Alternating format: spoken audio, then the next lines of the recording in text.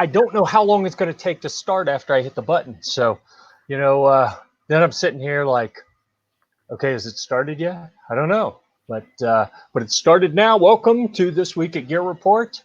And I'll tell you what, it is always gratifying and nice when we get here. And, I log in to start the show and there's already an active chat going. So I'd like to say hi to Buck, the gun-loving grandpa, G23, Nighthog, all three of them out there chatting it up already, having some nice friendly banter. And we got JJ and Toby with us so far. People arguing over which time zone is best. Jose Juan, which time zone is best? Let's settle this right now. Yeah, I lost track of time already for this past 2 months that I've been stuck at home. So watch doesn't really matter. So, I mean, just as long as you're here watching us, you're at the right time. Okay. Very diplomatic, very political. I like it, but that's a wuss move. Pick one. New York is the center of the universe, so Eastern time zone. Eastern time zone. I think North Carolina is the center of the universe. Yeah. Well, we're not unlocked yet, so That's true. We're the center of the commieverse. Go ahead and get you spun up right out of the gates. Oh my goodness. Yeah, it happened already. There went my blood pressure. All right. Good job, Toby. All right. Look at that. And while we're doing introductions, I don't know why Ghost Trey always calls him the tactical virus. I don't get it. I don't. But the tactical leprechaun himself has joined us yet again. So, Chris, how are you? What is up, gentlemen? How's it going? You are. Do you have a vote for the time zone? We all are talking about the center of the universe, so isn't it obvious that it would be the central time zone? Just saying. That is it. It has a pretty convenient way to look at it. You might could have sold me on the idea that Texas is the center of the universe. Texas seems to be, and except for places like Austin, seems to still be pretty reasonable. Right. Yeah, you need to do something about Austin. Just saying. It's not as bad as people think. Really? Okay. Yeah. I guess it's still Texas, right? Yeah. All right. It's a lot better than some other places. As bad as it seems. It seems bad because it's in Texas. You know what I mean? That's what makes it seem so horrible. But it's really not if you compare it to, say, California or New York or, some other places like that. Does anyone else feel like the Beverly Hillbillies lied to you? Because, they used to say, what did they say? California is the place you ought to be. Exactly. That's exactly what it is. And I'm like, really? Well, if you have an untold amount of wealth like they did, and you were able to live in Beverly Hills and have anything and everything you wanted regardless because of your vast amounts of money, then we all know that you can sidestep legislation, regulation, and everything else with money. So there you go. It doesn't really matter where you live at that point. True. Yeah. Good point. We're going to vote for the West Coast is the best coast for not an Oregonian, an Oregonian. You know what? I shouldn't just read it. I should put those up on the screen, right? So if the West Coast is the best coast, is the East Coast the least coast? If we're talking about New York, yeah, probably. I mean, Boston and places like that. Yeah. Oregon, Oregon's got some cool areas. I like it. Oregon? Yep. I would say Oregon. Yeah. All right. Had to say hi to Clover. There we go. All right. So this week at Gear Report, the typical format I've blown that format out of the water yet again by doing other stuff and not actually producing any reviews. So I'm glad I'm not alone in that. Dude, I'm telling you, I've Between done better. weather and some Yeah. other things, yeah, it's killed me. I've done better this week at limiting my time arguing with people of opposing viewpoints on Facebook. I've Still, been you're more still at that? strategic. I've been more strategic. I pop in, I drop a few bombs, and I get out. What kind of Um, bombs? F bombs? I haven't. I did cuss at one of my mom's cousins this week, which she just I about had it with her nonsense. And I said something and she twisted it completely. And I said, "Don't be a dumbass." And then said something, damn well what I was talking about. And she responded with something that she was offended. It's like, well, we're even then. Because I was offended as well. But that was it.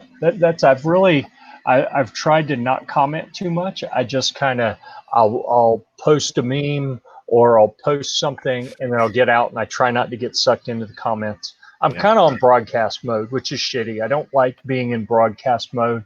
I think social media is more effective when you discuss things with people, but I can't do it. I'm losing my friggin' mind talking to all these scared, terrified people who, oh my God, I can't believe we're starting to get out of lockdown already. Oh my God, we don't even have a vaccine yet. Like, I'm not staying locked down for a year or 3 years or 5 years waiting on a vaccine.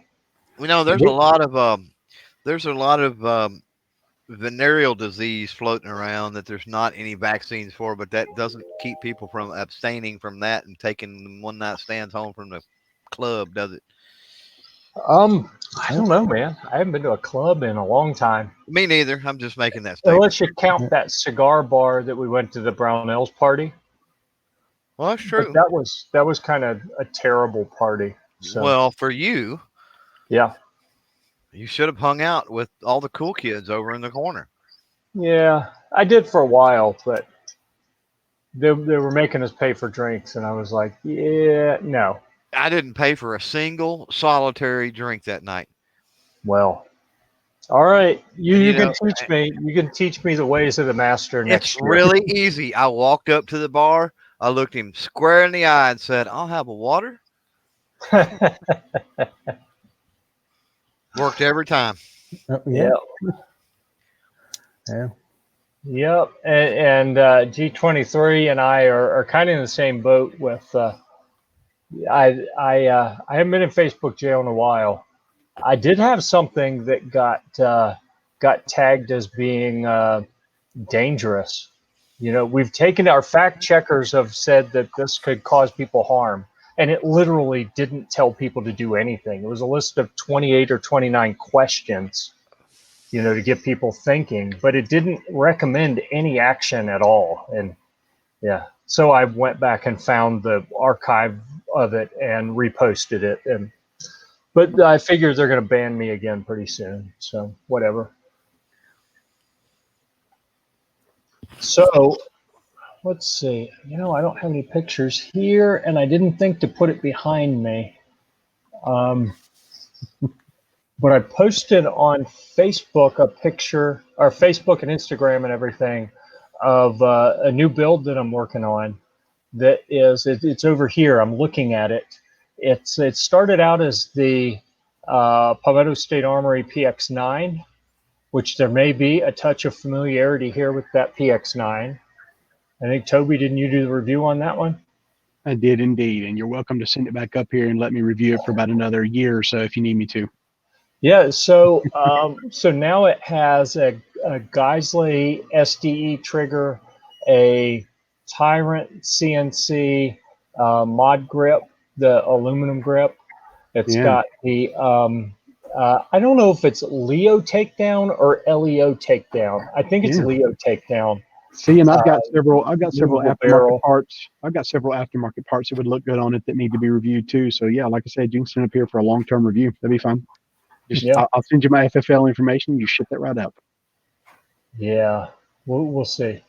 I want to play with it. Yeah, I'll do it. We'll see. It's got the Lucid M7, which I got to tell you. All right, Tell me if my expectation was wrong. You guys familiar with the Lucid M7? It's the little unmagnified red dot that sits up on top of a PCC, something like that. Um, should my expectation be that like if you hold it close, like you're holding a rifle, it looks like, a normal size little dot chevron arrangement. As I put it in pistol mode out on the brace and put it out, that sucker grows to the point that it takes up almost the whole viewfinder. And to me, I'm like, wait, what just happened? I didn't expect it to do that. Is my expectation off? Are you following what I'm saying? Yeah, I'm following what you're saying. I haven't necessarily played with it to figure out if the dot should, increase in size as you, get farther back from the site itself. So that sounds like your standard MOA dot, the way standard MOA dot would act. So if it's a 1 MOA, obviously it's going to cover more of the target the further it out it gets from your eyes. And so you're sighting it in at a specific distance and, like 3.5, 4 inches from your eye. And then as your eye relief is getting out to, 2.5, 3 feet, it's going to get larger, just like it covers more of the target down range. Right, Same concept.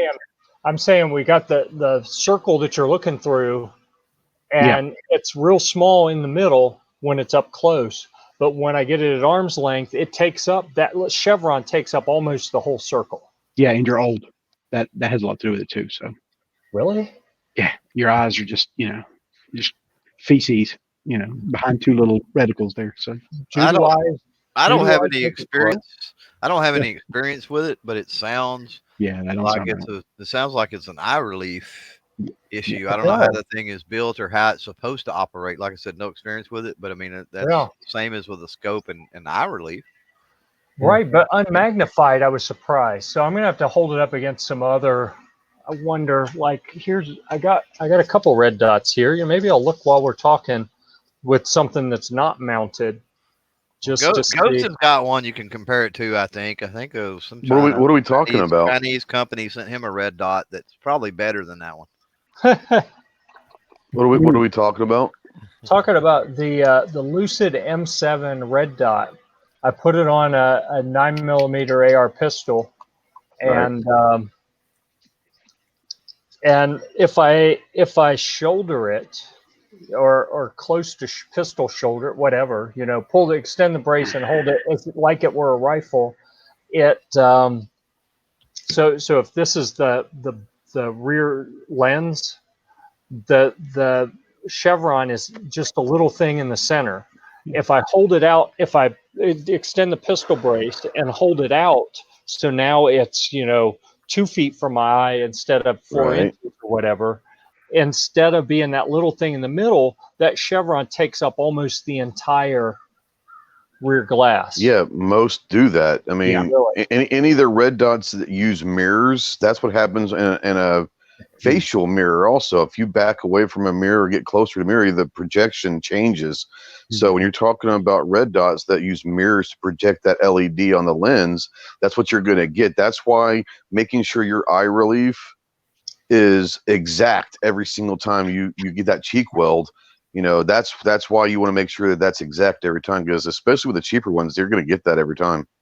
Yeah, that's what I was talking about a little while ago. And also it's sighted in at that distance from your eye and at whatever distance you sighted it in at. So for example, if you sighted in at 25 yards at 4 inches from your eye for the eye relief, then that's where it needs to be every time in order to get the optimum performance out of it, period. And there's an old trick we use in the Marine Corps. It sounds stupid, but we would, those little foam earplugs that you put in your ears for ear protection, ones you get for free. Yeah. Right.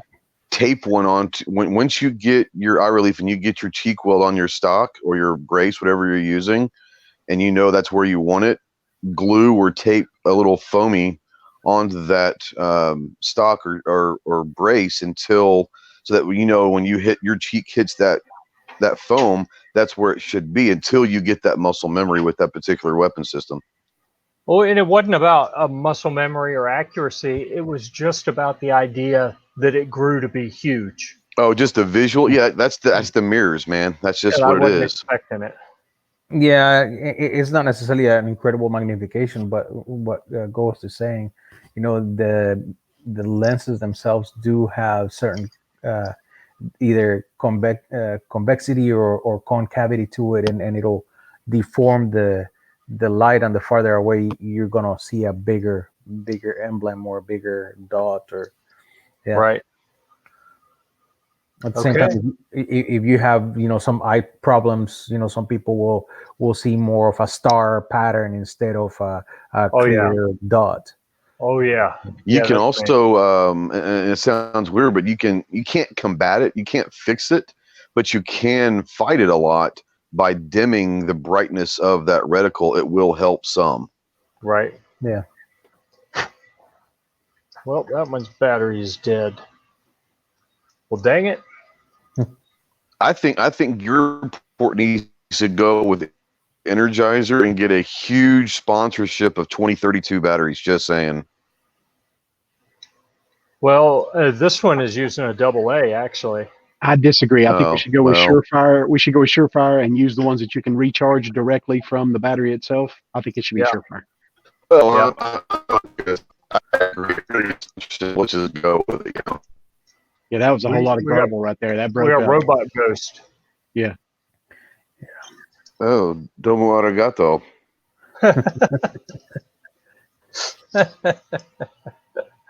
All right. Yeah, I was looking to show off my little Meprolite RDS Pro there, and I can't get it to turn on. So I'm going to have to put a new battery in it or recharge the battery. All right. So, I thought that I might get to publish, what is it, Caleb's Lucid Optics Binoculars article right before, and we could look at that, but I actually didn't get to that. I decided I would shave instead because I'm tired of every time we start a show and I haven't shaved, everyone's like, oh my God, you look terrible. Are you okay? So I said, all right, I'm shaving. It makes me look less homeless and I get less grief. All right.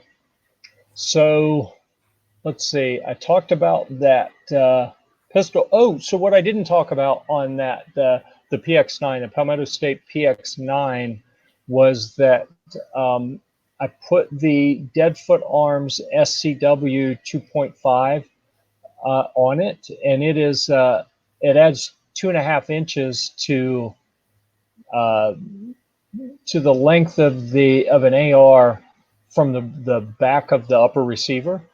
So the buffer tube is basically, in total 2.5 inches long. And then it has a single rail on the left side so it can move forward and aft. And it's got a Gearhead Works tail hook on the back. So yeah, it's a really compact little AR pistol that then has the quick takedown barrel on it as well. So I'm pretty stoked about that one and looking to get out and play with it. Yeah, looking through all the different mechanisms and stuff that they have come up with for takedowns for the ARs, that one's one of the nicest. Like the bearings that hold the barrel, where you just move it off and release it like pretty much like the hydraulic hoses or air hoses in a lot of the places. Exactly, it's like a pneumatic hose. Yeah, let's see, Chrome tab. Let's go to the gram. All right. We all see it? Yeah, now we see it. Yeah. Yeah, it really is pretty cool.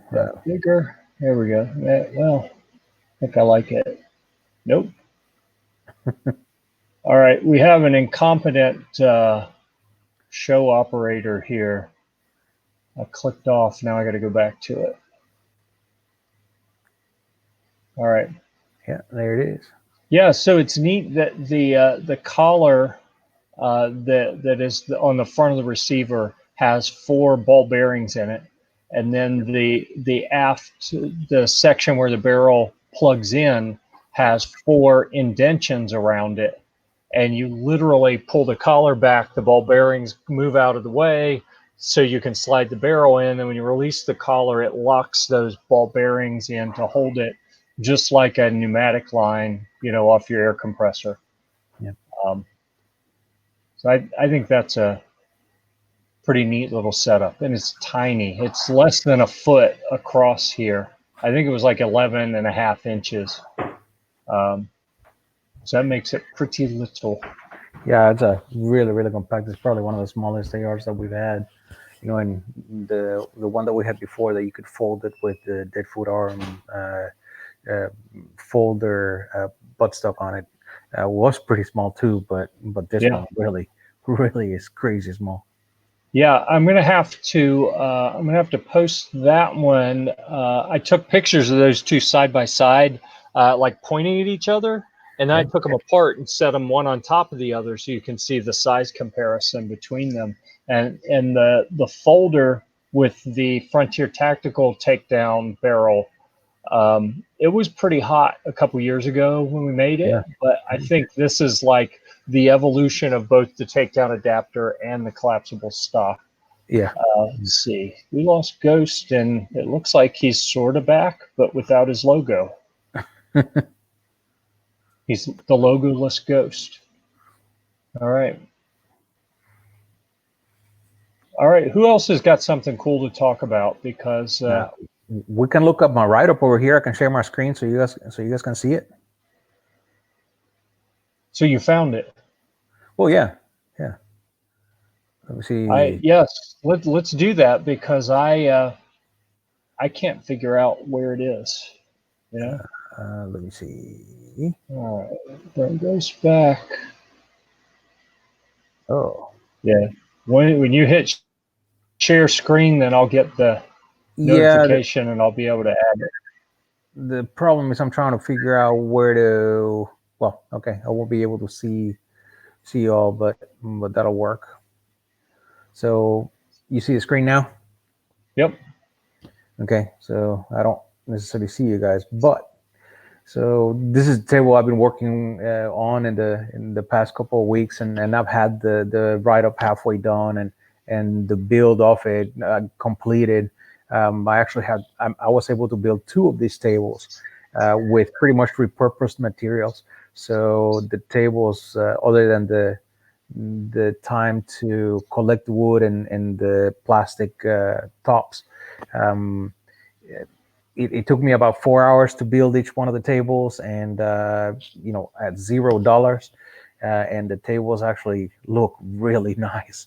You can see over here, that's the framework for it, and those legs that you see, or the frame that holds the table, I still need to put some angular brackets from the leg to the bottom of the table to keep the legs nice and even and steady. But there it is. So Nice. so the write-up's pretty much coming along. Jeff needs to look over it, touch it up, and then we're going to post it. But seriously, the tables came out incredibly nice. Yeah. I mean, I've seen them. They look really good. That's good work. I'm glad you shared this here, because I'm telling you, when I look through my drafts, I can't find it. So, Now, what did you use for the tabletop?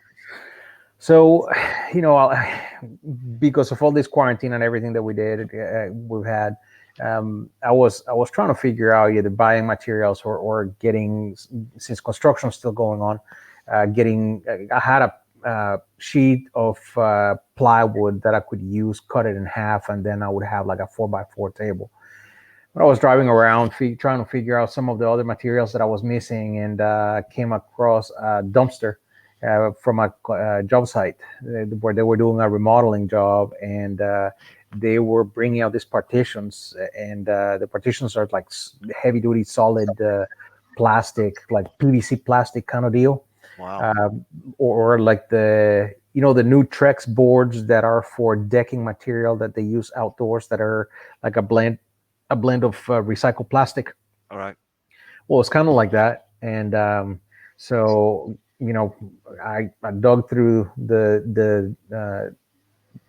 the dumpster for the job site, and picked up a couple of the sheets of this. There were somewhere about like 4x5 partitions, and I cut them to size and build a frame for them. I had a plan, some drawings that I had seen online that I was following somewhat loosely. So I ended up, we have actually, Jeff and I have the full set of plans and material data sheet and everything for building 3 different types of tables. One of the tables is this one, where we have all of the measurements and all the stuff for it. And we've been discussing with Jeff about maybe putting all those plans, making them available on the Patreon, and when people sign up on Patreon to help us out, continue keeping the doors open, then they'll get the set of plans so they can build a table. Yeah, that's a really awesome idea, and I appreciate. I am still struggling to figure out the right way to use Patreon. And it never even crossed my mind that would be something cool to kind of share with patrons. But it was a great idea, and I really appreciate you making that available. I'll give everyone just a little preview here of the way he drew them up. So when he said he put together plans, I mean, he wasn't joking. As a structural designer, when he says he's putting together plans, it's not like if I were to draw something up, which would be, chicken scratch and on the back of a napkin. I mean, these are like real engineering type drawings. So yeah, that was really cool.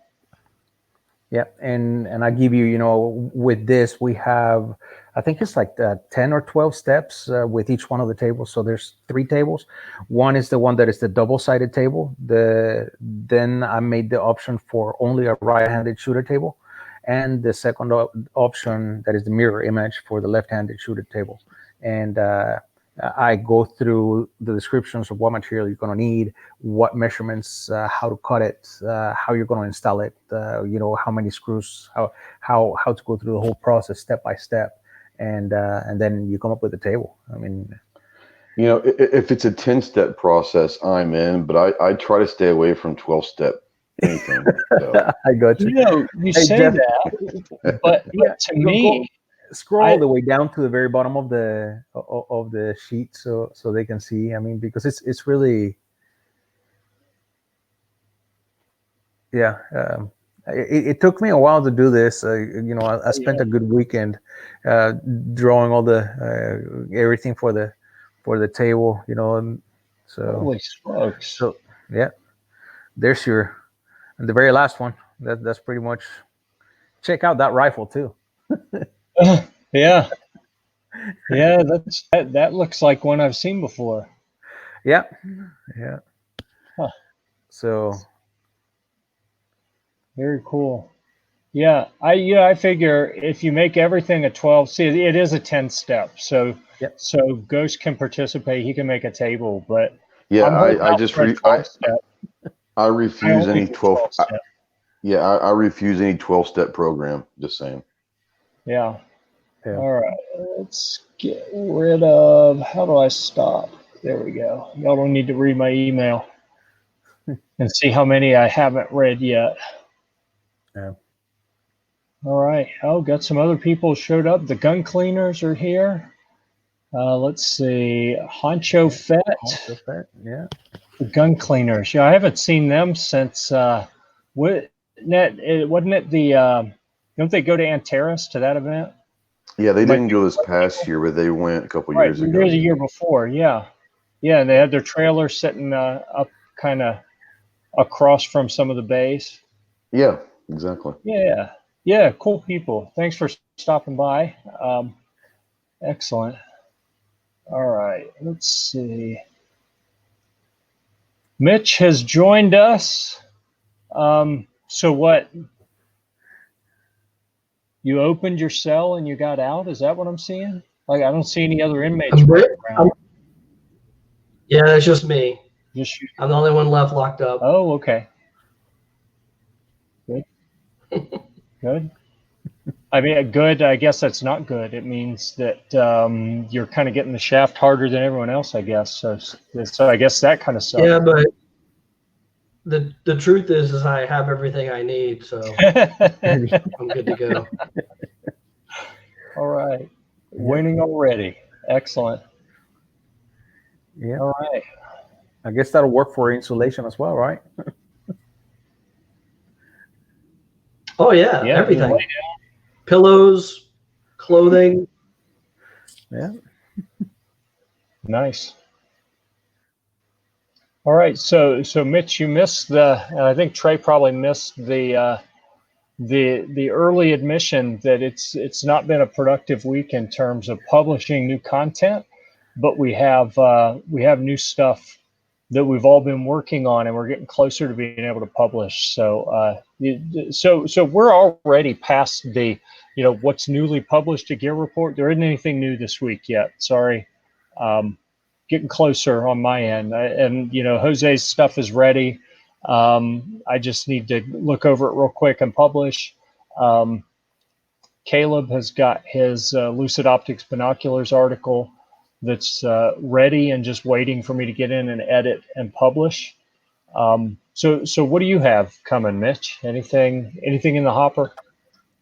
The alien gear stuff that I've been using during the downtime, I should say, for my concealed carry, my everyday. I really enjoy it. I like it. But I was going to do a preview article, but I figured I'd wait, do a real fully fledged article. And I got a few other things that I'm looking at. I'll probably run it by the group and see what everybody's looking for. I've been looking at some news on Palmetto State Armory site about some new AK releases. Right. Pretty excited about that. So I might be able to put something together for that. Right. Awesome. So yeah, that guy's wife asked, "Is his backdrop toilet paper?" It was for a while. He keeps changing it. He's teleporting around. You got to keep moving, man. You got to keep moving. I expected her to ask because she actually works in a prison. I expected her to ask something about are you stalking me? Are you at my office or something? But no. All right. Yeah. So for the preview article, that's something I'll go ahead and just share with people. I'd love any feedback anyone has, especially folks out in the chat. Do you have thoughts on a preview article? Because I used to do a lot of preview articles. Like a new product would come in, and before I've had a chance to really use it and write up a full review, I don't want to publish like just an unboxing typically, but kind of a preview. Here's what it looks like. Here, is what I've found so far. Here are the things I'm looking to answer with this review. Check back and we'll have that review. Is that valuable to anyone? Because Mitch submitted a preview and I said, we can publish this if you like, but I've kind of gotten away from it. I'd rather just, I personally wait until I have a full review to publish, but I'd love to hear if anyone has any thoughts or comments on. I think that depending on the way that it's written, and it may be one of those issues where, it's probably not meant for live on the air on this show, but you'll get several people together and hash out a template or a format for it. Because I think the way that it's written, it could be because you would have people that you've got this big long review where you spent weeks and you tested and you did all this stuff, but there may be one little thing, one little feature or whatever, and that's a deal breaker for somebody, right? It's like, oh, that's not what I'm looking for. I'm not looking for something that has X, Y, or Z. And so if you just go over the specifications and the features and the way it mounts and the stock or the rifling on the barrel or the just, that type of thing, I can see where that, just an explanation of the product could be beneficial. And then it could also lead to a teaser because you could maybe interject things like, oh, I got this out of the box and I'm really liking, haven't shot it, haven't put any rounds to it, whatever, but I'm really liking this feature or that feature. So I'm interested to see how this pans out. And so that's kind of a teaser for maybe them to come back later on. Right. And then there's also potential. I think. I mean, you're the you're the head gearhead or whatever, but wouldn't there be potential to go back into the preview later on and embed the future, basically go back to the future with it, embed the future full review into the teaser or the whatever? That's kind of what I've moved to as a format. Is I may, instead of doing like an unboxing type preview, unless it's like a super hot new item that no one has yet, and I don't want to wait a couple weeks to review it. I really want to get something out there because everyone's clamoring for info.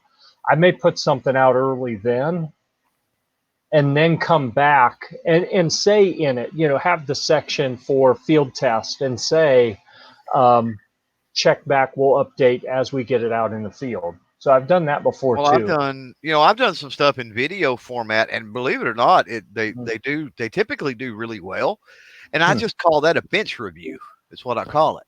And literally, I mean, I put the whatever it is on the bench, and I go over the specifications and the features and the different things on it, what I like, what I don't like, and that's it. And I'll say, hey, check back later on the channel, for the, we'll get this out on the range and put some rounds through it, or do this or do that, and the bench review stuff actually does fairly well. So right.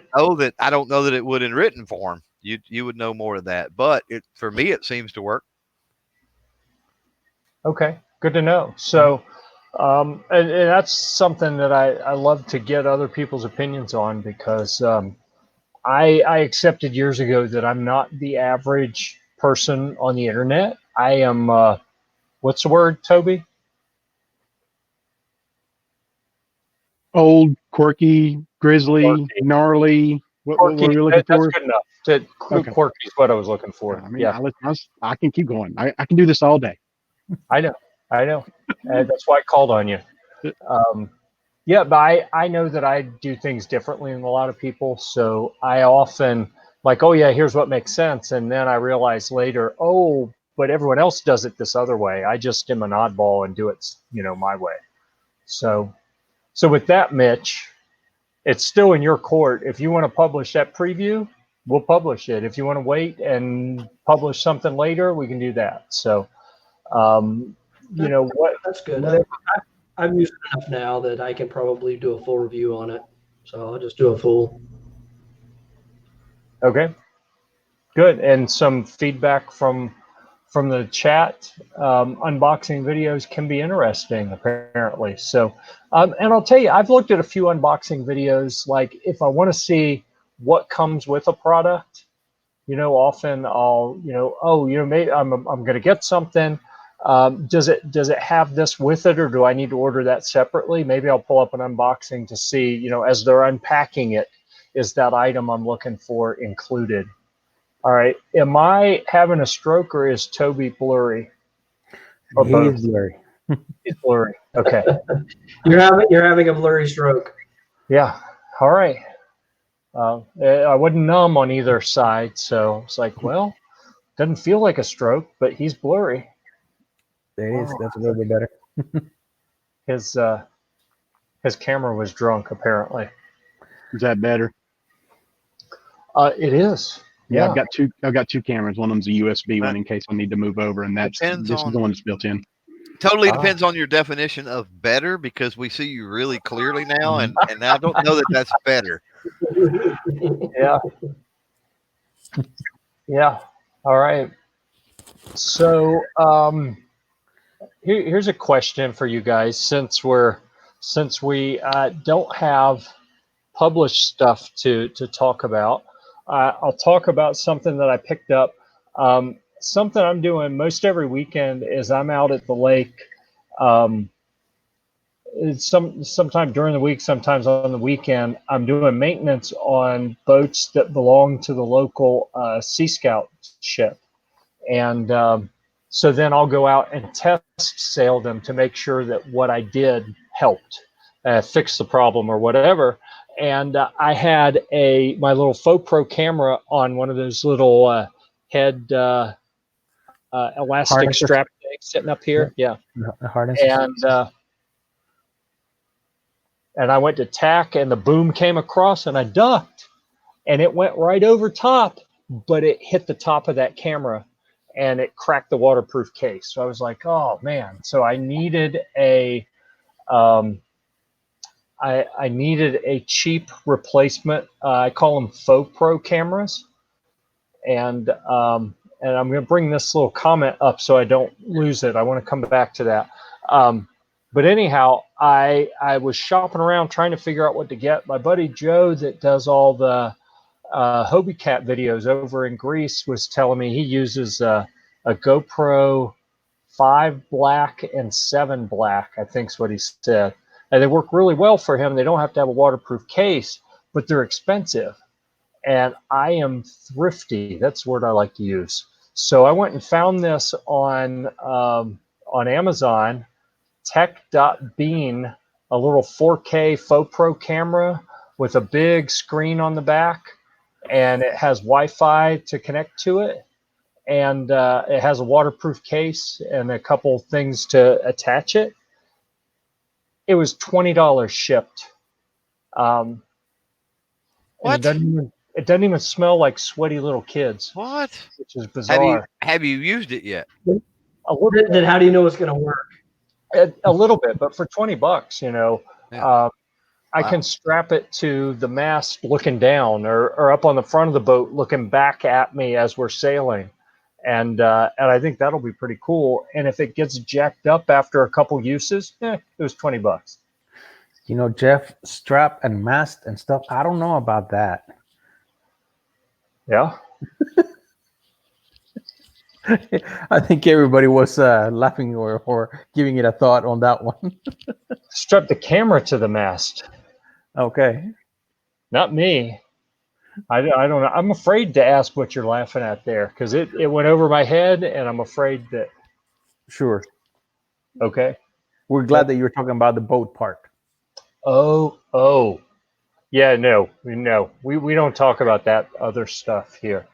That's a totally different show. I think the late show on Thursday night that over on the CloverTac channel may have that. But this one doesn't. No. Not on this show. Speaking of CloverTac, for those who don't know, That Guy's Wife Media is the better half of the Tactical Leprechaun. So Clover's wife has put together her first article, a review, I guess, for Gear Report. I need a rating and pictures. Well, you come up with the rating, sister. That's on you. You tell us what you rate it as, and grab some pictures real quick, and we will publish that. You will have expanded your repertoire beyond videos and the collaborations and things you've done, and be an independently published author. Mitch, get out of my gun room. Come on. Yeah, I can wish, right? Right. All right. Back in jail. You sent him back to jail. Right. So anyhow, it's supposed to do 4K, and I've shot a little bit of video, and it looks pretty good. So we'll see how it works. And it actually came with a remote control and a waterproof case, a non-waterproof case, a couple different mounts that you can, it's like the little 3M tape that you stick on something, like a little GoPro mount. And I feel like I'm missing, and a spare battery. So I had 2 batteries. It's like, holy crap, $20. $20 for all of that. Yeah. Yep. Yeah, hopefully you can capture some good quality stuff out of it in the end. And for $20. If not, it can always be a Christmas gift for the nephews or nieces or something. No, I like them. $20 is liking them. Come on. Yeah. I didn't say 5. Right. So I wanted to address something here. It's my first article. I'm nervous. I'm not Clover. So Clover has published more. That's a good thing. He doesn't get nervous anymore, I guess. I don't know. But what I wanted to acknowledge is that everyone gets nervous before we publish something. I mean, if you ever join us and be on the panel and come in before the show starts, you'll likely see me shaving and, okay, do I look okay? Oh, gotta change my shirt, making sure everything looks right, because everything's got to be right. I get nervous. So, everyone gets nervous, and I don't know that I would call it nervous, but I still text you or call you and ask you questions about what about this format or doing this or doing that all the time. So yeah, that's not, it is what it is. He's a kiss ass. well, it's normal is what I'm saying, especially on your first one. You want it to be right. So yeah, don't worry about it. Everyone, if you're not nervous, It means if you're not nervous, it means you don't care. Is that what they say? Exactly. Yeah, kind of. Yeah. No, that's part of it, and the more you do it, the more you get familiarized with what the process you're taking, or it's not like you care less. It's just you become more confident in the things that you've done and with experience, and it's easier to carry on with what you're doing. And just remember, Armenthea, just because you submit something doesn't mean it's immediately going to be published.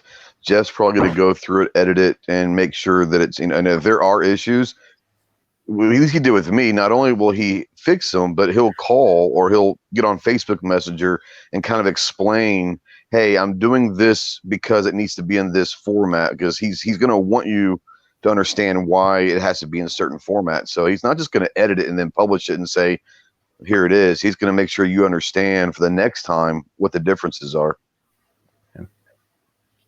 Indeed. Yep. Yeah, and then you could also duplicate, those templates, which is nice. So yep. Once you've got one that's been good, exactly. That's what I do. All you have to do pretty much is spell check it at that point. Yep. Pretty much. And that's the idea with the template, is to make it easier. So what I'd like to kind of expand this to make it even more of an invitation here for everyone else that's in the chat. I mean, we talked last week about was it Andrew Faulkner? I think had an AK coming in, and I think Ghost suggested, well, why don't you do a review on it? And that's something that we're very open to here. Every one of us had a point where we were not doing this, and we said, hey, wouldn't it be neat if we did this? I wonder if anyone would be interested in reading if I write this. So absolutely, if you have any interest in trying this out, then let us know. We'll get you hooked up. And I'm sharing on the screen now. The page is a Gear Report. If you go to the very top, on the orange bar at the top, the right of that says "Write for Gear Report." When you click on that, it brings you to kind of an overview of what we do. And a bunch of us at SHOT Show a couple years ago. Yeah, there's a couple what's in it for you? Options. What's that? Best riders on the team ain't even in there. It's horrible. Yeah, there's a couple of people missing for that picture. I mean, come on. A couple? Yeah. How about three? Probably a couple. Well, there were two that were actually there, but weren't asked to be in the picture. We're, Probably one of them actually took this picture. I would guess that either Ghost or Clover took this picture. Yeah. I would have refused because, if you're not going to ask me the picture, I'm not going to take the picture. I'm just kidding. I don't know. I don't remember that picture, so I must not have been in the media room then. That was the year that we met, actually. So I think that was early on. Actually, maybe one of you guys didn't take that picture, but it would have been the year. No, that was in 19. That was in 19. Yeah, that wasn't in 18. That was in 19. That was the second year. Yeah. Oh right. We met. Alan wasn't there. I was there when we met Clover and Ghost. Yeah. So one of you guys did take that picture. All right. Yeah. Well, I'm going to blame, let's see, who's not here? TJ's not here. I'm going to blame TJ for you not being in that picture. That's fair. I think that's very fair. I can live with that as well. All right. So, and look at that. So, and that's actually why I had that screen up, was when you scroll to the bottom of that Right for Gear report that I just had up on the screen, our kind of generic review template is at the bottom of that Right for Gear report summary. So you have kind of an outline of how to set up the review and help get you started. And I'd love to hear any of you guys that have used the templates, and especially the newer ones, like Mitch is probably the most recent to go through this process. So if at any point you want to share some feedback, send me an email or call or chat or whatever. We got time now, whatever, Yeah. tell me what was helpful getting you up to speed and what would make it better, because I want to make it as easy as possible for anyone who has an interest in participating to hop in and be part of the team. All right.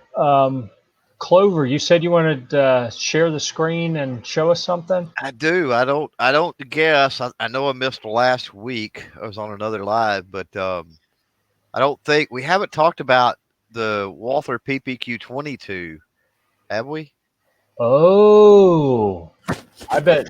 I don't think we have on the show anyway. I don't think we haven't. I think you teased it. So I think yeah, you gave us with rain and with some other things, it may be a while before all of that gets out. So I don't mind talking about some of these issues. And sadly, I did have some issues with the first one they sent me. I do have the second one in hand. I picked it up a few days ago. I haven't had a chance to put rounds down range on the second one, but I wanted to screen share what I ran into with the first one, and honestly, and try to get maybe some feedback from some people here on the panel as to what in the world, because wow. So the story behind this is I pick it up and I'm at the FFL dealer, and I run about probably three magazines through it, one of which is suppressed.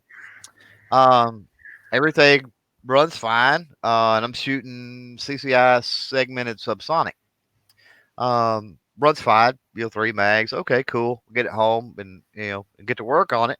So a couple days go by, I get out on the range and decide to really put some rounds through it. So I get out and I can probably run. I don't have any of my logs or anything, notes in front of me, of course, but I probably run 5 or 6 magazines easily through it, just shooting it steel. I think, okay, I'm going to move on to. Didn't seem to have any major issues. I thought, okay, I'm gonna go ahead and I'm gonna get the redneck rest out, and I'm gonna put a few rounds on paper, and we'll see how it's doing. And so I get on paper, and it's kind of all over the place. And so I'm adjusting sights and doing other things. Did run into some issues with the way the sights are built. So look for the review on that. I won't go into that, but in adjusting the sights, I did find an issue there, and need to warn people about being careful with those. But the rear sight, I should say. So I'm adjusting the sights. I'm trying to figure out what the heck is going on, and all of a sudden I fire around, and it looks like I shot the paper with a 9mm. And I'm like, something's wrong for sure now. Wow. And I walk up there, and it's a keyhole. Huh. And at that point, I take it in here to the bench. I tear it down, and basically what you see on the screen is what I am looking at. Now, I cleaned on it for about 45 minutes and finally got all the mess cleaned out. And I don't have a bore scope, but did the best I could with looking down, got it all cleaned out, and like I said, just about the last maybe third of the barrel is what was letting up there. Wow. Took it back out to the range, and probably I would say within 5 magazines, it was keyholing again. Wow. So contacted Walther, got a pretty good relationship with them, and so contacted them. They kind of freaked out when I sent them these pictures, as they said the PPQ-22 is actually one of their better, more reliable 22s. And so of course they, hey, get it back to us. We'll get you another one. We'll try to figure out what happened to this one. A few days later, I did hear back from them, and according to them, and they were running, and I haven't heard back, and I need to touch base before I write an article, do a video. I would really like to try to get some type of a consensus on what happened here, whether it was me, whether it was a flaw in the barrel, or whatever it was, because this is certainly something that needs to be brought to light.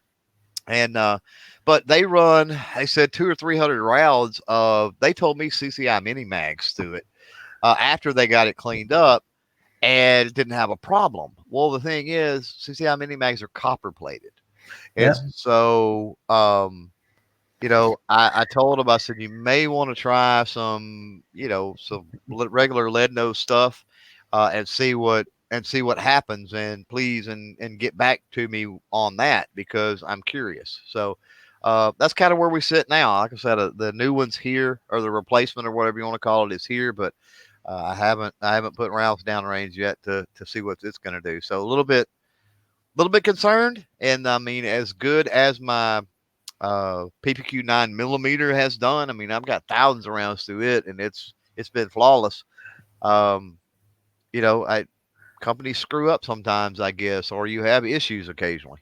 Yeah, I mean, that really looks like it's lead fouling on it. As the lead goes through the barrel, it will melt parts of it, and it will deposit the lead onto the barrel. And it looks like, I mean, all of the but it's only on part of the barrel. That's what's weird, is the first 2/3 of the barrel is fine. It's bright, it's shiny, it's everything.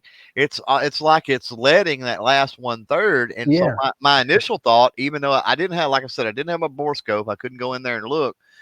They said they didn't find anything. That's what they told me. I tend to want to believe them.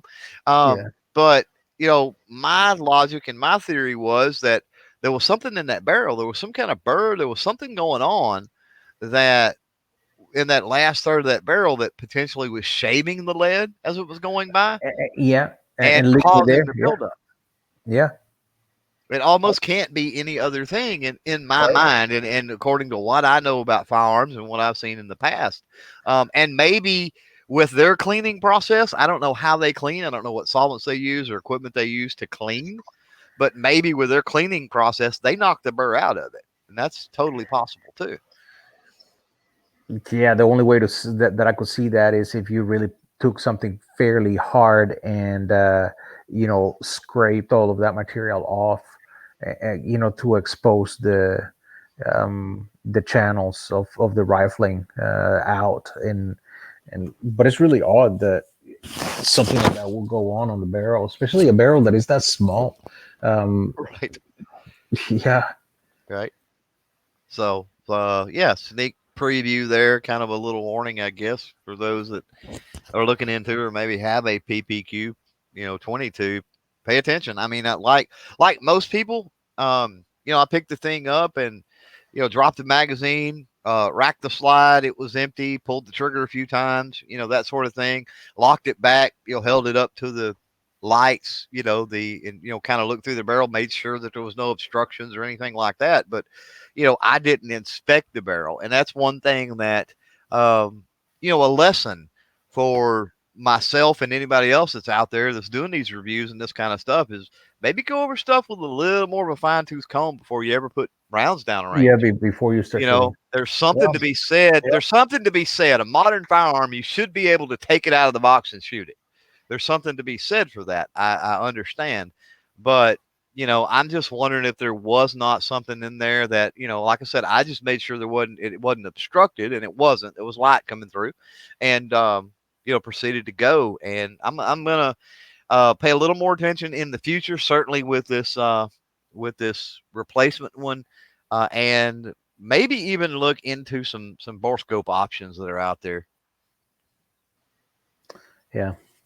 No, that's really odd. That's really odd that happened. I mean, I've done a couple of tests and through shooting through a couple of silencers, and I have found bad lead fouling where the metal kind of vaporizes and it just permeates all of the inside of the cones and stuff. And I've had to use the screwdrivers for the when you want to repair glasses or stuff for small screws and stuff, and I had to use that in order to take the shavings off from the lead from the from the walls, because he had some of the cones had some 90 degree angles on the wall of the silencer, and I actually picked at it with the screwdriver, and it came out like a little nail, like if you're trimming your nails, this sliver of nail comes out.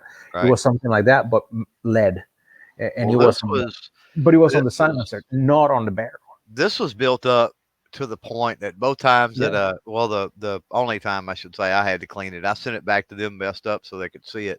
But when I cleaned it, I couldn't even get a 22 rod through the thing, let alone a brush. I had to go down to a 17 and clean and jam and spray some pretty abrasive, let's say, cleaner. I took the barrel out, of course, so that I didn't damage anything that was polymer or whatever trying to spray it. But I spent at least 45 minutes cleaning on this thing. I had to use several size brushes. It was crazy.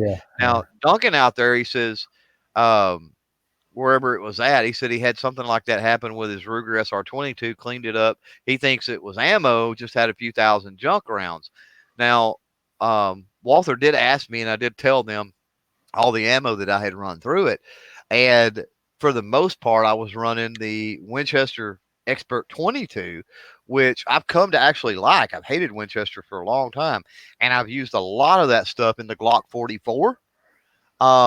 Just because it's cheap, and I wanted to put a lot of rounds through that Glock 44, and the Glock 44 hadn't let it up like that.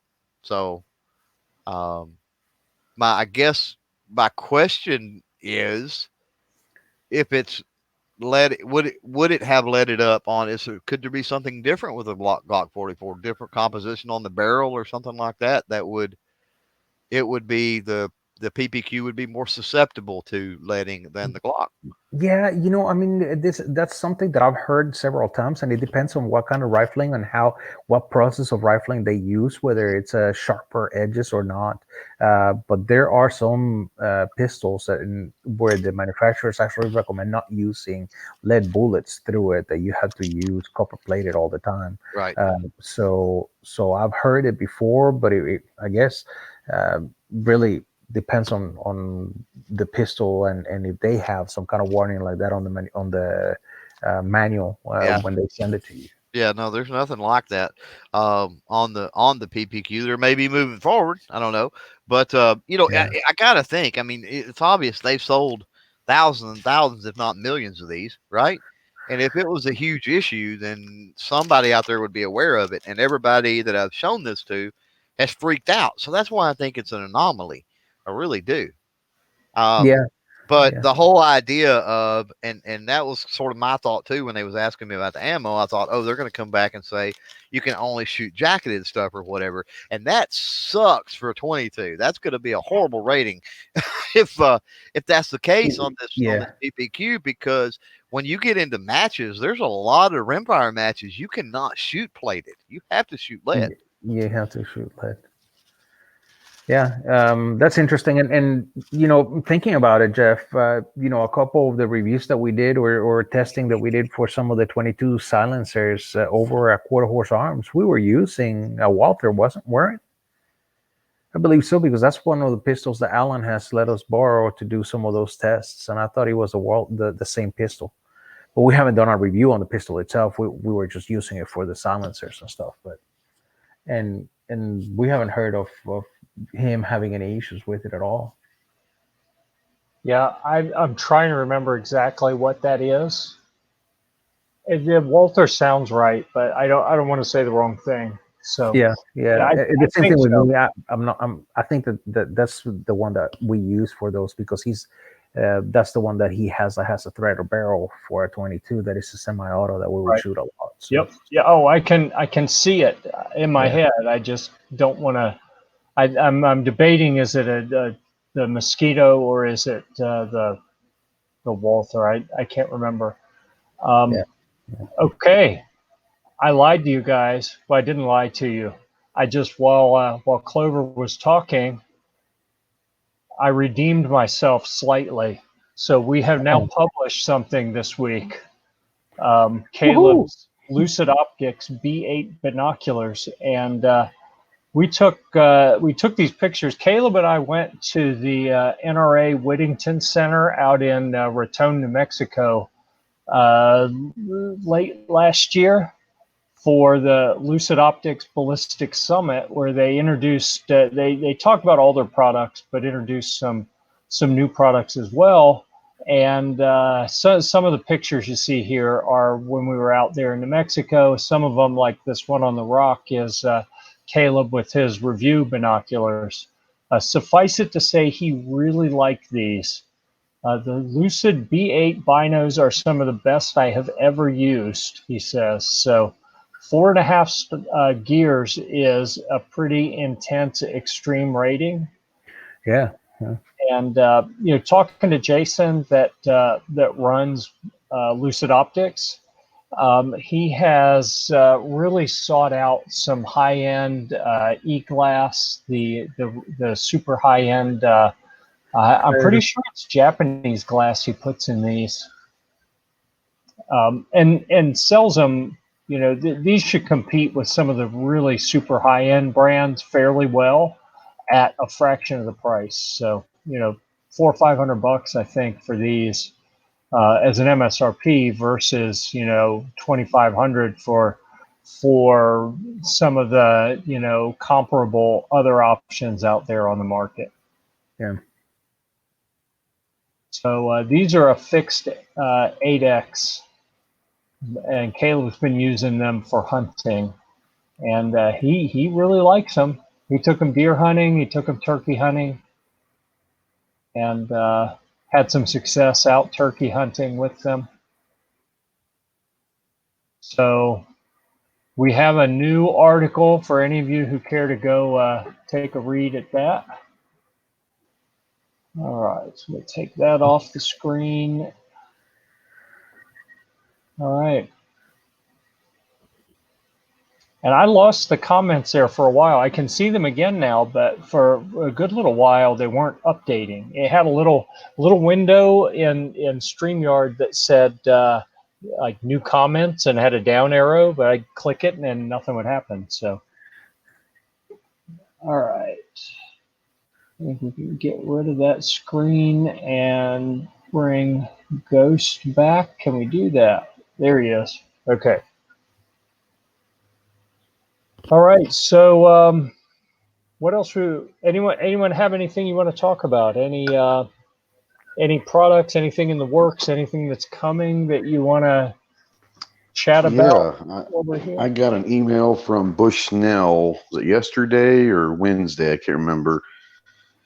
They had reached out and they're going to send me the CQRT, whatever, the 2.0. It's up to an 18X. I'm thinking they're going to send a couple more. They didn't see which one. They're going to send about 3 optics for me to do some reviews on. So there'll be some Bushnell stuff coming through here pretty soon. He said I should be getting them this week or next week sometime. So awesome. Looking forward to those. Yeah. Anyone else have anything you want to tease or talk about? Yeah, I'll throw out a couple. So, I mean, I talked last time I was on here about the Boyd Spike Camp. I've stock. I'm doing the review on that. So I captured a little more B-roll footage for it today, and some of the A-roll footage, actually. Also captured a few screenshots of their website, and scroll throughs and stuff. Reached out to them directly about the fact that we had discussed it on their previous, their stocks on the previous show, and how JJ's done some work for, or used some of their stocks and done reviews for them too. So hopefully 2 weeks tops, I should have that posted up. I also got a chance to get out and sight in the Titan with the CTL 5324 Crimson Trace scope on top of it. I got it zeroed at 100 so far.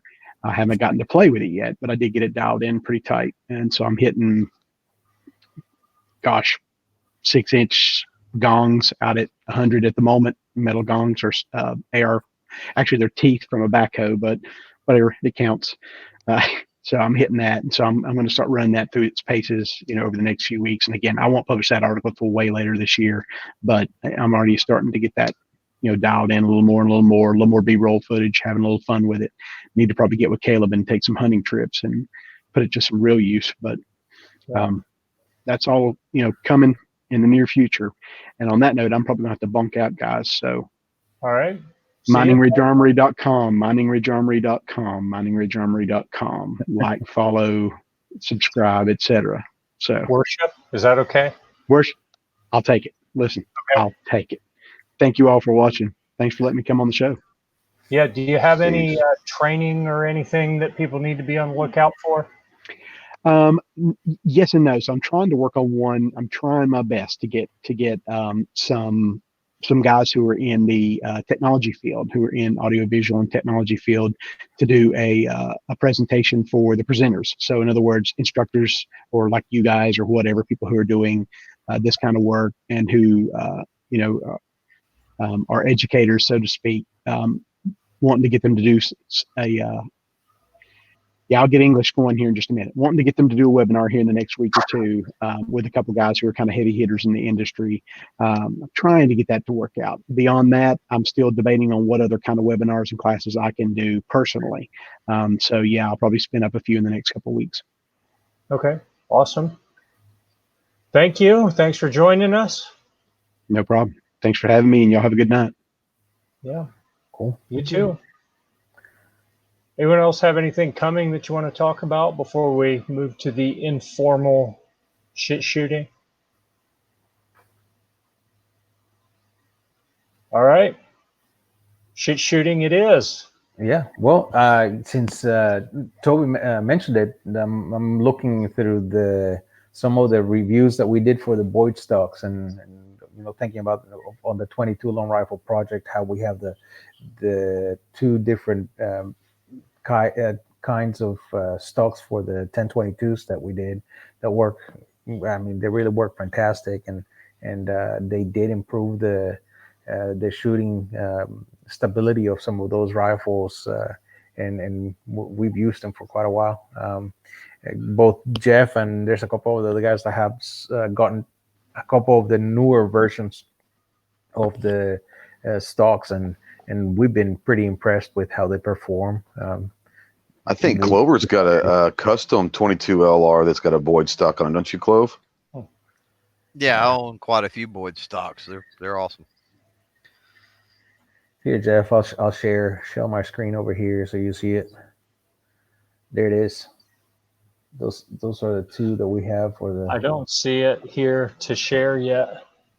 I got a question for you. Since we're talking 22 LR, and let's say like a 1022 or even an AR-22, someone, I'm thinking about using one for Steel Challenge. I want to go PCC for Steel Challenge.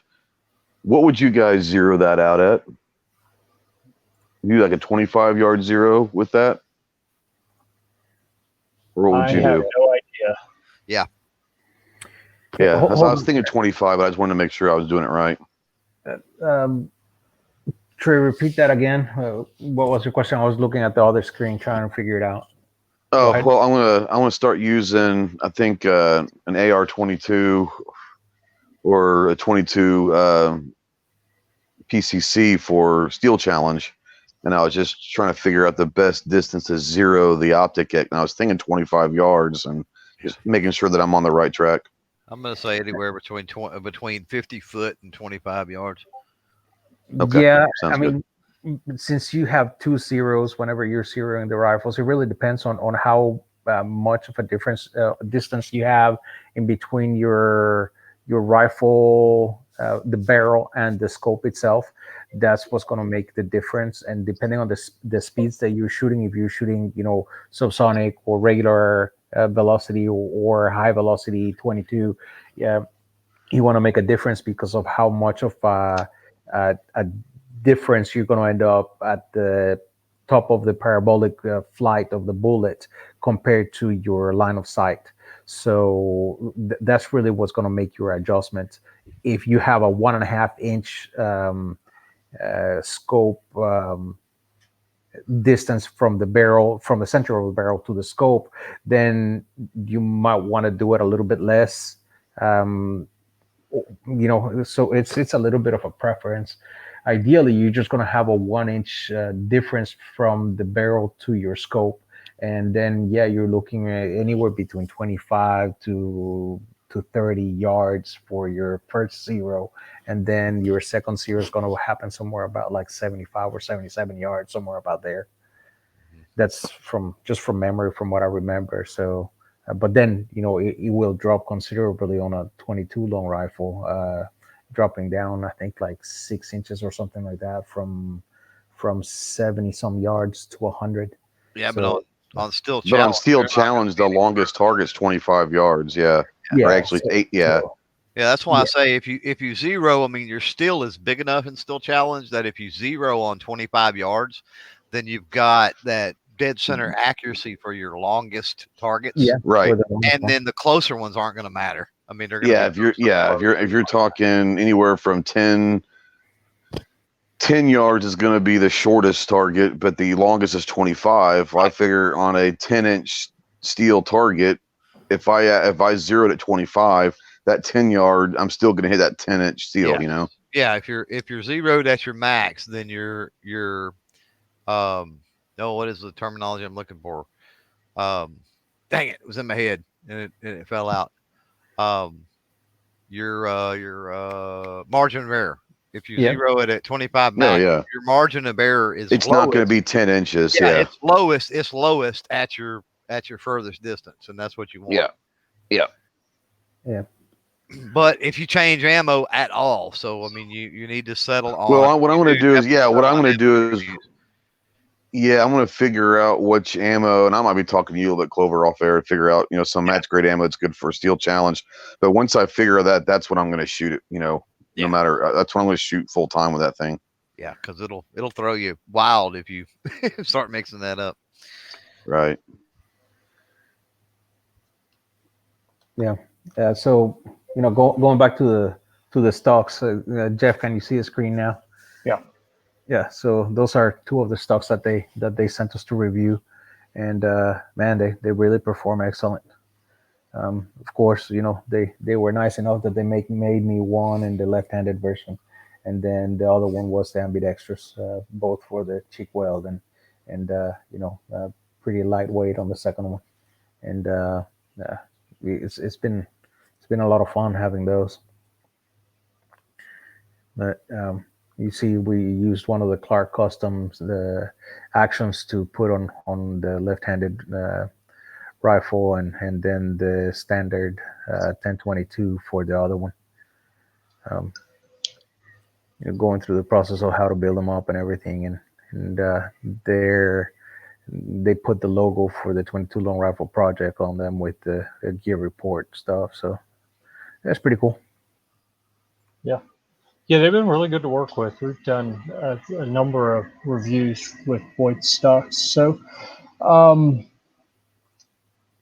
I completely blanked. I was sitting here playing with the camera. I thought, I showed you this little camera that I got.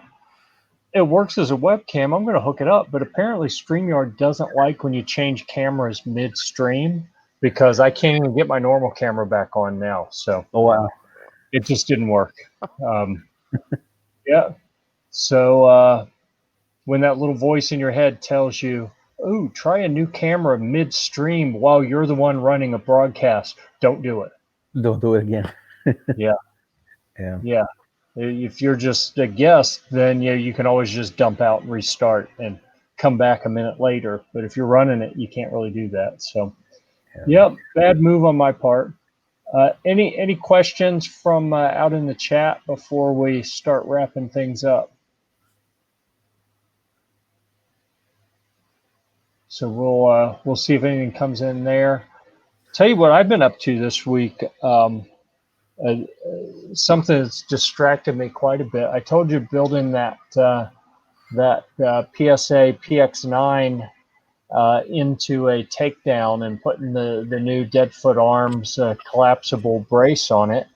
But the other thing that's had me really busy is tearing apart a little car that I picked up. I have part of my Jekyll and Hyde-ness. You know, when I'm not driving the Humvee, I've got a couple Priuses that I like to drive around. So just to keep people on their toes. You know, you never know what.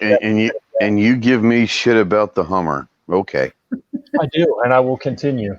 But I just picked up one dirt cheap because it had a bad battery. So if anyone remembers, you know, the deal with the Prius is, you know, after a certain amount of time, that main hybrid battery goes bad, and they're supposed to be, you know, crazy expensive to replace. And you know, they're down to, you know, less than $2,000 now to just a whole factory replacement battery if you put it in yourself. But they have 28 little battery modules in them. And so what I did is I took it apart and replaced the 4 that were bad. And for like $100, got this car up and running again. And I think I'm going to I want to know if anyone has any interest on seeing a review on an ozone generator, because apparently I have developed some bad karma that every little, you know, cheap car that has something wrong with it that I buy because I want to play with it and fix it was owned by a chain smoker. So the last couple have smelled terrible when we got them, and I've struggled to get the smell out, that cigarette smell out. So I actually bought a little ozone generator where you put it in the car and shut the door and let it generate a bunch of ozone to kill the smells. So I'm thinking. I hear vinegar works actually. Oh yeah, neat. And it doesn't make it smell like vinegar then? I mean, I think initially it does, but I mean, I think it wears off eventually. But I don't know. I've never tried it, but I've heard that vinegar works. I don't know. Yeah, I probably should have tried that before. A buddy of mine works at car ship, and they say that they always put vinegar in the used cars of their smokers, and a couple of days later they're good to go. I don't know. Well, that's good to know. I'll definitely have to check that. The problem that you're gonna have is just the you know, baked in nicotine in the upholstery and all this stuff, and like the ceiling, you know, fabric and all this stuff. That's kind of the mess part of it. In order to really get rid of that smell, you got to replace the headliner or stuff like that, and really clean up all this seats and everything. So that's what I'm hoping that this little ozone generator does. Is it's supposed to neutralize all of that smell. Yeah. It is something about, you know, the ozone is like an oxygen 3 molecule that the extra that third molecule will bleed out and get attached to some of the carbon components and everything in the upholstery and all this stuff, and neutralize it. Yeah, and I hear thanks, Duncan. If this ozone generator doesn't work, I'm going to try vinegar and mothballs and see what happens. Make sure you try mothballs and not mouthballs. No, mouthballs. Mothballs. Oh, I didn't even catch that. Wow. Yeah. No sweaty balls in the car, definitely. But I think Pete would disagree. Pete always liked his sweaty balls. So, Jeff, to speak to the ozone, just a little background.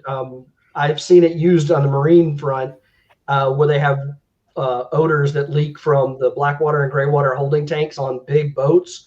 And with the right setup for ozone, it can completely eliminate both the smell and as well as the water that's used, the fresh potable water. They purify it with ozone to where it's nasty, and within a few minutes, it's drinkable and fine. So the O3 technology is out there, at least in the marine industry, and I worked a little bit in that, but it would certainly do wonders for what you're talking about. Awesome. Well, feeling pretty good about it. I've got two of these little Priuses that were owned by smokers, and I had it in both of them right before. So right when I came up to do this show, I put it in one of the cars and shut the door and set the timer for 30 minutes. So hopefully it doesn't burn the car down, and it shut off after 30 minutes. And the neat thing is it says that it's like toxic. You don't want to breathe it. But that after about 30 to 40 minutes, in that enclosed environment, after it shuts off or it's not generating anymore, that it degrades back into just regular oxygen and is completely safe. So when we're done here, I'm going to go down and open them up and see if either of the cars, if it really eliminated all of that smell. Yeah, that's one of the, doing the ozone treatment on one of the jobs that I had within the construction stuff. I was working for a fire and water damage restoration services, and we used the ozone machines to clean and deodorize all of the furniture or clothes and everything that would come out of fires. And then they actually does a really good job. So we actually had several, 2 rooms that were pretty much enclosed. It was kind of not like a refrigerator, but it was enclosed to where it had its own pressure built in because of the ozone machines. And we will put, like I said, all the clothes, fabrics, furniture, books, pictures, everything in those rooms just spread out in different shelves all over the place. And after a couple of days of the treatment, we would go in there and take all the stuff out to bring back to the houses, and they will be fine, and a lot of the smell will be gone completely. Yeah, I was thinking I'd keep it in the bathroom, but then it said, because I'm an overachiever, but it says that it's toxic, so I probably shouldn't do that. Yeah. It depends on the saturation of the O3. I mean, it really does. I've seen them used in homes. I've seen them used in boats, and it's all depend on how you set it. The timer can be set to run at off peak hours. So basically, all it's doing is killing anything that it comes in contact, bacteria, and you can look at the science behind it. It's very proven and been around for quite a long time. But as long as you don't stay in an enclosed room and you don't have it turned up too high, because again, it will have some adverse effects over time. But to use, it's safe. I mean, it's just extra oxygen. Right. Yeah. And I opened the door to the car. It'd been running for like 5 minutes, and I needed to pop the hood so I could do something up there.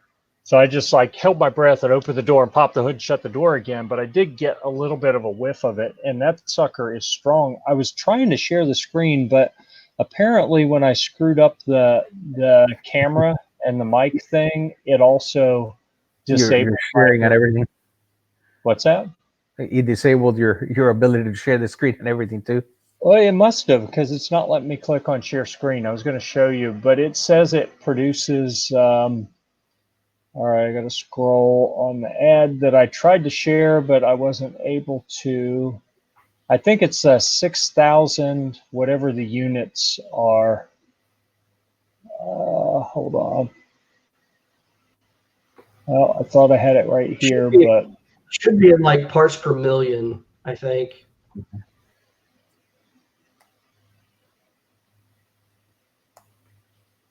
Well, how many molecules it produces a minute? Yeah, so a lot of the little ones, like you put in a bathroom or something, put out 5 or 10 or 20 of these units per whatever that is, per hour, I guess. Or I don't remember. Whatever the unit is, it's a very low number like that. And then this one does 6,000 within that time frame, and they call it like a industrial air purifier. And it impressed the crap out of me, because I just got a little bit of a whiff of it, and it was intense. So, yep. All right.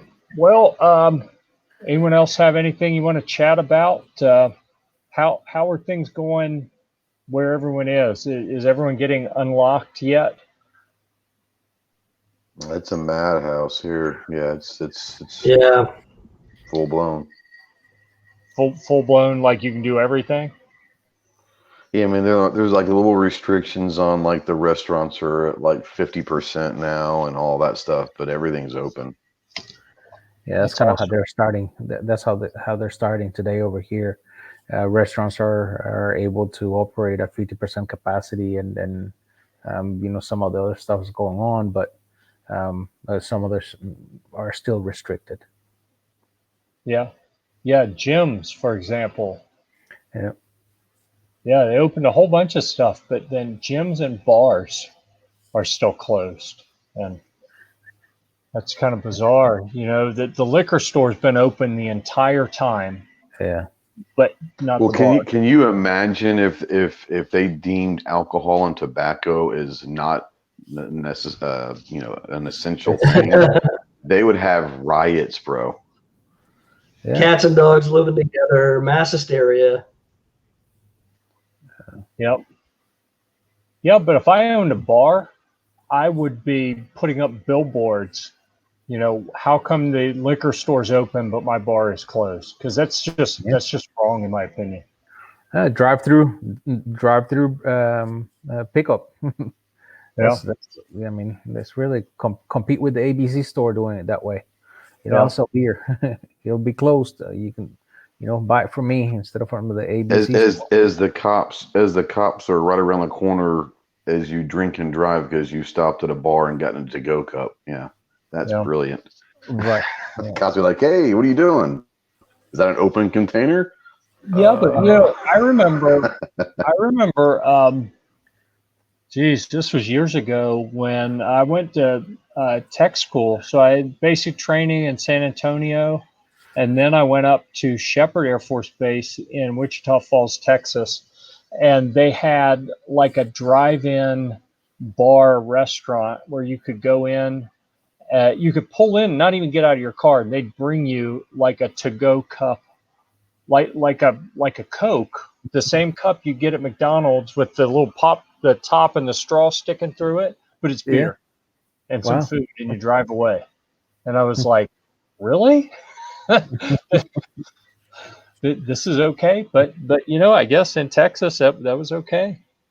Yeah, I don't know. I mean, I was hearing that Florida was doing something like that once they started letting some restaurants operate on the function of pick up orders. They were allowing them to serve whatever mixed drink or beer or whatever you wanted to have with your meal. Since you were not going to have it at the restaurant, you could still purchase it and take it with you, so you could have it at home. Yep. Whether the drink made it home or was gone half a block away, don't ask me. But to go margaritas, at least, right? Correct. Yeah, our bar at our restaurant, we were selling margaritas by the gallon and selling them by the gallon and all that. People were buying the shit out of them. Yeah. Yeah. Duncan make the comment of some gyms and dojos are phase 3, which is going to be the end of June, earliest end of June or something like that. Well, so some of because a couple of us have been involved in martial arts, there's some places that have gotten either a special permit to continue to be active, or they've actually, instead of doing some of the classes and training indoors, they've actually gone to a park or something where they can spread everybody out and they can still do the martial art classes, especially some of the basic forms or stuff like that, or moves, without necessarily having any kind of combat contact. But they're still operating, and that's been going on. I think starting in the past couple of weeks, I've seen some stuff like that. So I guess the creativity of people in order to continue operating and continue earning money has gotten them to do either the online classes or they're doing this kind of stuff where they go to a field and they have more than 10 feet apart from everybody, and they're still able to to do their practices. Yeah, that's awesome. I hadn't heard about that. Huh. All right, folks. So, anything else anyone wants to talk about before we start shutting things down here? No, we're good, I guess. We got a long weekend here with Memorial Day. Yeah. Mitch, did you want to say something about that? I was going to say I got an interesting email today while I was, working from home. They know that I'm a veteran, obviously, and they asked me, since we have our own internal, I guess it's a Facebook group, but just for our company, and they asked me to post something as a veteran for Memorial Day, and talking about my service. And I thought that was ironic, but at the same time, I just said, well, not everybody realizes what the difference is. So Yes, I can do that November 11th, maybe. Well, I politely told her that Memorial Day is the day we remember those have sacrificed their lives for our freedom, where Veterans Day is where we honor those who are on active duty or who have served.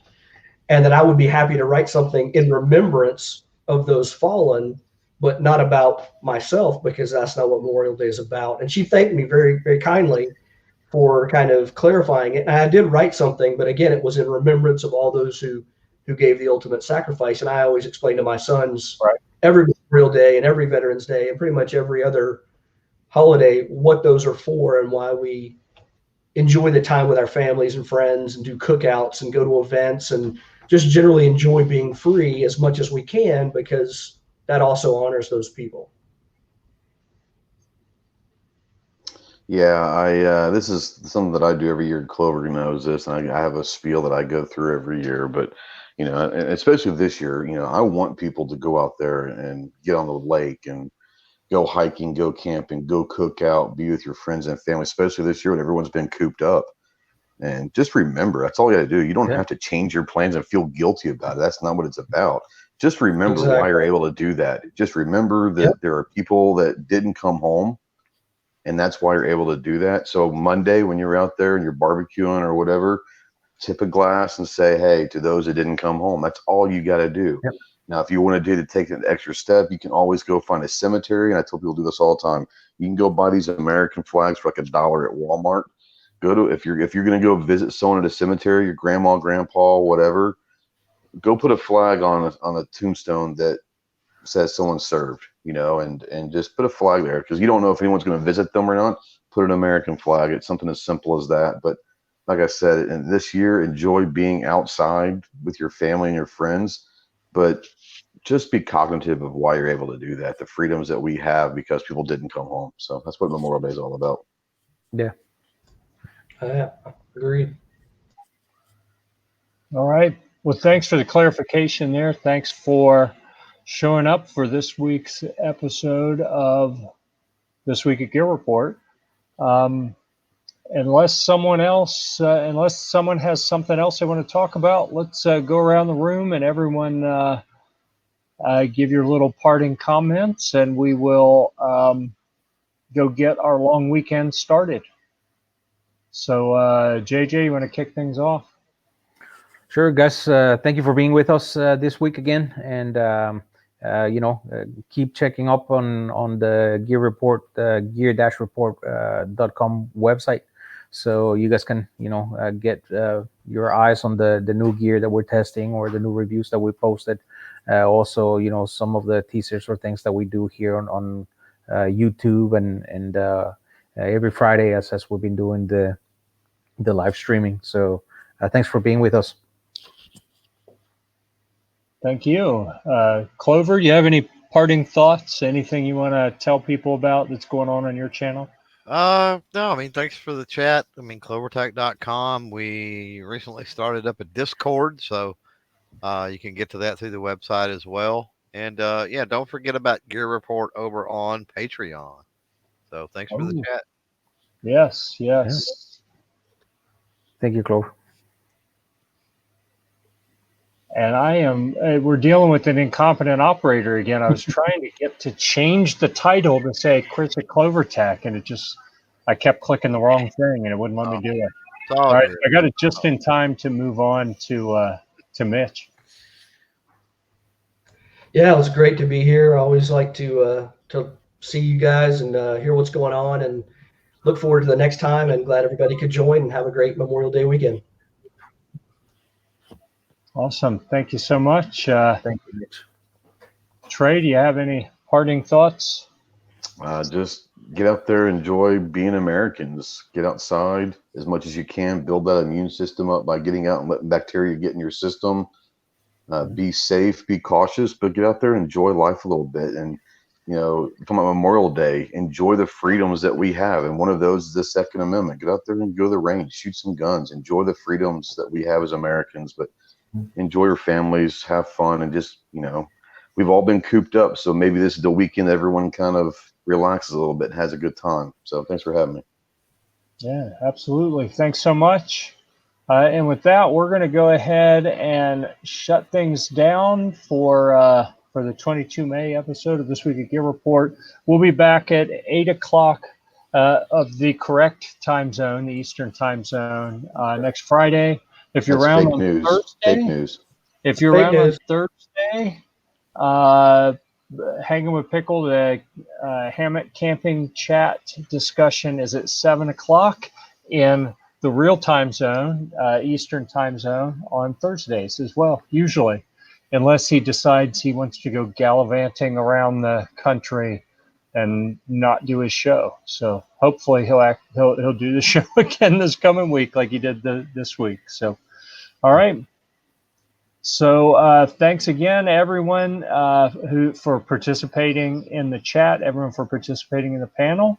And until next time, we'll see you at the range. See you at the range. Be good. Later.